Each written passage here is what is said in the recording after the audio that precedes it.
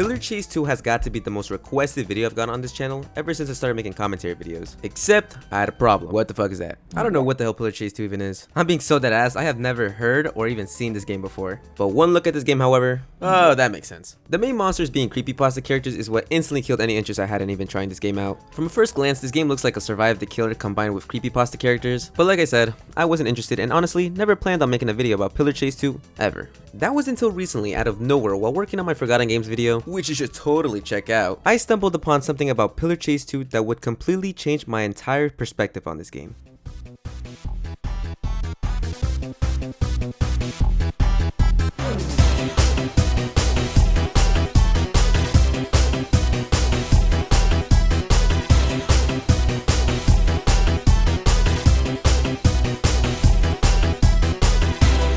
There's a reason the saying "don't judge a book by its cover" exists, because holy shit, this song made me realize there could possibly be more to this game than it just being a Survive the Killer clone. We're now entering a modern era of Roblox where creating original music for games is slowly becoming the norm. Back in my day, developers would simply rely on royalty-free music, not all of them, but still. But now the bar has been raised. If there was this much effort put in for just the music alone, imagine the gameplay. Oh boy, I can't wait to hear this song in the game. Unused. Wait, why is it unused? Made by Sandy. This chase team is described due to recent controversy involving Sandy. What? What the fuck happened? Ah, don't tell me you talk to kids. Oh.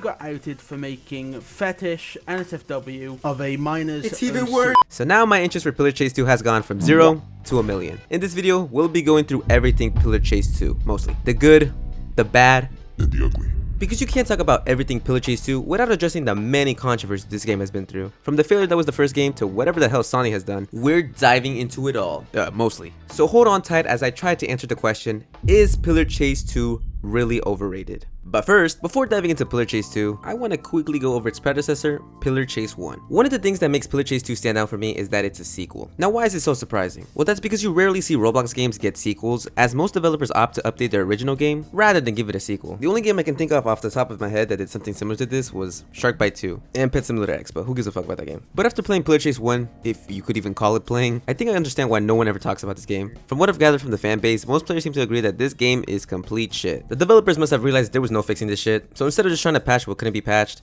they made a bold decision to scrap the original entry and create something new. Thus, Pillar Chase 2 was born. A sequel meant to redeem the franchise, but did it succeed? Pillar Chase 2 is a massive upgrade over the first game, and I can now see why the developers chose to create an entirely new game instead of just trying to update the old one. With a much larger development team behind it, the effort put into the sequel is undeniable. Let's start with the good before we get to the bad, because trust me, there's a lot I want to talk about. I'll be doing this in a list format because honestly, I'm lazy, and it's my channel, so fuck. This is probably not what you expect me to praise Pillar Chase 2 for. The lobby's alright and all, but that's not the real reason I'm putting it down this list. No. What really stands out is that if you walk over to this arcade machine over here, you get to play fucking FNF. Why the devs decided to add this here? I have no idea. But now that I think about it, this game's OST has a couple of songs from FNF mods. For example, the shop just takes music from Hypno's Lullaby, so I'm just gonna assume the developers are fans of Friday Night Funkin'. The crazy part is when you play it in-game, it actually feels really good to play. Now I'm not sure if you can customize your keybinds. If you can, I didn't figure it out. And if you're waiting for a match to start, you could always just play the arcade machine to pass the time, which I think is really cool.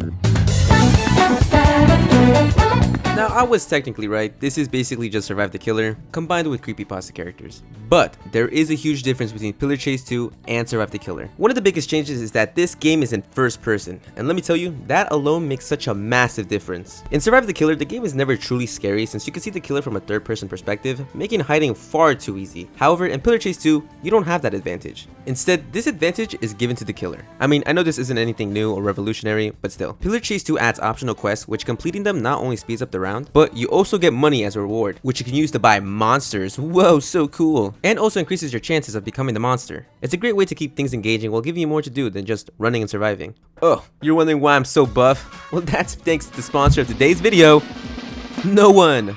So instead, I'll take this moment to tell you guys to subscribe and to join the official Brian GXD group that I've had for over 4 years but never promoted, so I'm doing it now. Link in the description.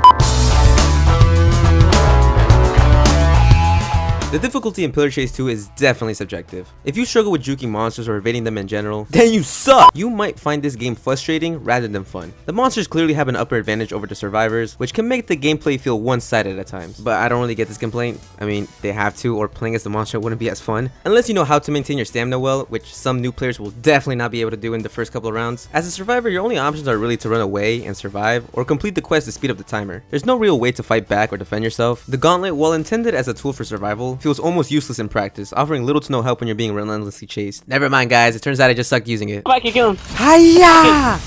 Get him. Ooh, I blocked him. Right, okay, yeah, Brian. Hit him, man. Alright, I already hit him. Behind you, behind you, man. He's behind you, Oh, chasing. wait. Hiya! Oh, that actually does something. Oh my god, I'm actually so good at this game. Holy fuck. Oh, I forgot about stamina conservative. I'm gonna die. I'm not gonna die because I'm actually good at the game. Brian, why are you following me, bitch? While some people may see the survivor having a disadvantage as a game breaker, I actually think it adds tension and excitement to Pillar Chase. The constant pressure of being hunted and having no real way to defend yourself makes the experience far more intense and thrilling for me, especially if you know how to maintain that stamina. If you do, then running away from any of the monsters is pretty much easy. I know this might not be for everyone, but I guess that's just me. That's why every win I get as a survivor feels like an accomplishment. The sense of helplessness also adds to the horror atmosphere, making the game feel more immersive and true to its genre, a horror game. I feel like most Roblox horror games are forgetting about the horror aspect nowadays. Now I know this may not be everyone's cup of tea, and that's perfectly fine. After all, this is just my opinion. The main reason everyone plays Pillar Chase 2 is without a doubt the monsters. Each monster comes with its own unique entrance animations and abilities, and they all look absolutely stunning. It's amazing to see how much attention to detail has been put into their designs and animations, but what's even crazier is how much this platform has evolved over the years. Games on Roblox used to look so basic and blocky, but now we're getting shit like this. Holy fuck. Now this would typically be the part where I dive into each monster and their unique abilities, but sadly, I don't have any of the monsters. I tried getting one to show off for this video, but in the end, I only managed to get about like 800 coins, and then I spent it on something, so now I have 500. So since I don't have enough knowledge to talk about the monsters, we'll just skip this part for now. I mean, I could just research them, but I'm too lazy, and when it actually comes to putting effort on my videos, maybe I'll make a follow-up video in the future and get every monster, if that's something you guys would want to see. If you do, then hit that subscribe button, guys! Instead, enjoy this guy dancing. But now that we've covered what I consider to be the good in Pillar Chase 2, I think it's time we take a look at some of the bad. No game is perfect, and while Pillar Chase 2 has its fair share of great features, there are some aspects of this game that I absolutely hate. Just kidding. Yeah, if I'm being real here, I don't really hate anything about Pillar Chase. There's probably some people here that thought this video was going to be me shitting on this game, but if you know how to play it, then this game is very fun. My only real issue I found was the arcade machine. Now, I know I was just praising the arcade machine, but this isn't really a complaint, more of a nitpick. Whenever like I'm in the middle of a song, it just often kicks me out, even when the round is like nowhere near from starting. That's basically it. Now that I'm thinking about it, no, there's not really much I hate about this game.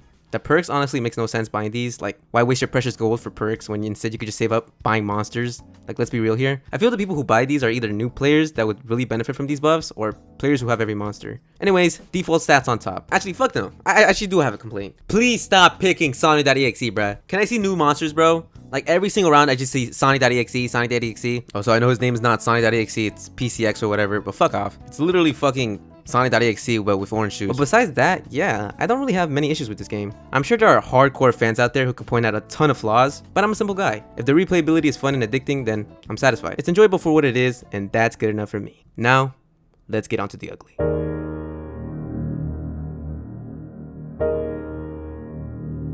As with Dandy's World, I shared both my praises and criticism of the game, while also touching on some of the controversy surrounding it. The biggest issue at the time was the co-owner was a pedophile! I haven't checked on Dandy's World since the release of that video, so I hope everything is going well over there, and I never plan to. So I'll be giving Pillar Chase 2 the same treatment, and diving into some of its controversy. I want to get this out of the way. I know there was some drama with the developer of the game who was accused of something, and he ended up making a tweet which revealed some stuff about his past. In fact, this is the first thing you see if you go to his Twitter. He has it on his pinned, but the reason as to why I'm not going over this is because this doesn't affect the game whatsoever. The community forgave him and all that, so there's really no reason to even touch on it. But Sandy's case, on the other hand, is a different story. It does affect the game. Sandy was one of the main composers of Pillar Chase 2, making a lot of the chase themes for the game, including my all-time favorite. But you see, the problem with Sandy's case here is that I'm really fucking confused on what the hell is going on. Brief summary, apparently Sandy drew not safe for work of an OC of a 14-year-old minor while he was 17. And apparently the 14-year-old came to him to draw all this stuff, but now she's saying that Sandy came to her about the art first, but didn't care. lol. She was 13 and he was a week away from being 16. Now, whose fault is it really? I don't care. But anyways, with all this coming out, he was dropped from the Mario Madness mod, and now apparently all his chase themes are being scrapped and remade. Wait, which songs did Sandy even make? Wait, is it the one that I actually like? Ah, never mind. You're so goated, honkish. Now that we've gone through the good, the bad, and the ugly, it's time to answer the question from the beginning of this video. Is Pillar Chase 2 really overrated? My honest answer, no. This game barely manages to reach 10k active players, and on weekdays it barely hits 5k, and when it does, it's usually only because of a new update. If you think Pillar Chase 2 is overrated, it's probably because of the countless people in the comments constantly dick-sucking this game, but in reality, this game is getting outperformed by shitty cash grab games like Thanos Prison Obby, and that is insane to think about. Pillar Chase 2 is losing to a game that looks like this, even losing to another game with a similar concept, Forsaken. Oh, so I was right, as of recording this, Pillar Chase 2 got an update, Jeff the Killer, and it now has 40k active players, and now after like 2 days it's back to 7k. But hey, at least it beat Thanos Prison Obby. But not Forsaken. In fact, Forsaken doubled its player count since the last time I saw it. After playing Pillar Chase 2, I can definitely see the hype and praise for this game. And I realized that most people who hate this game are either A, a new player that played for one round, then died to the monster, or B, just never really gave the game a chance. Because that's most of the complaints I'm really seeing. People complaining how they keep dying or getting targeted. Then get fucking good! Now after playing it, am I gonna be a Pillar Chase 2 dick rider and constantly talk about it in the comments, even when the video has nothing to do with it? Did Pillar Chase win? Buddy, this video has nothing to do with Pillar Chase. What the hell are you on? And do I think Pillar Chase 2 is gonna be the new era of horror games? Fuck no. If you deadass think that, you're delusional. This is a joke. But still, sure it has its moments, but it's not groundbreaking enough to redefine the genre. The game itself doesn't do anything radically different to set a new standard in horror gaming, and I don't think it's trying to. I think Thanos Prison Obby is the new era of Roblox games. When Pillar Chase 2 surpasses Dandy's Worlds and Visits, then I'll agree. The only game I'll ever dick ride is... Anyways, if you enjoyed the video, consider subscribing. Don't forget to join the Roblox group, and I'll see you guys next time whenever I upload, which will probably not be soon. Alright.